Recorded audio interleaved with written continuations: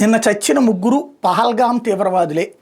పహల్గాంలో ప్రజల ప్రాణాలు తీసినటువంటి తుపాకీ గుండ్లు ఏవైతే ఉన్నాయో ఆ షెల్స్ అవే ఇప్పుడు నిన్న ఈ ముగ్గురు దగ్గర దొరికింది.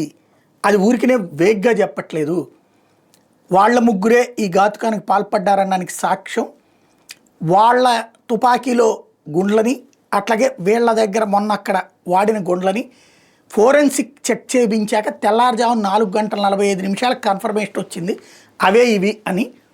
అప్పుడు అందుకని ధృవీకరించి చెప్తున్నాం ఈ ముగ్గురే మొన్న పహల్గామ్ ఇన్సిడెంట్కి పాల్పడింది, నిన్న ఆపరేషన్ మహాదేవ్ పేరుతో లేపేసింది. ఇది నిన్న ఆయన చెప్పుకొచ్చినటువంటి మాట అమిత్ షా.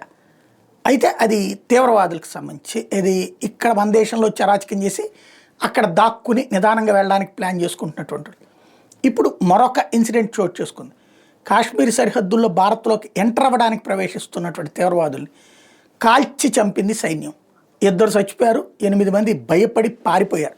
పాకిస్తాన్ సహకారంతో భారత్లోకి రావడానికి ప్రయత్నిస్తున్నటువంటి తీవ్రవాదుల్ని ఏరిపడేసింది, ప్రారంభంలోనే లేపేసింది.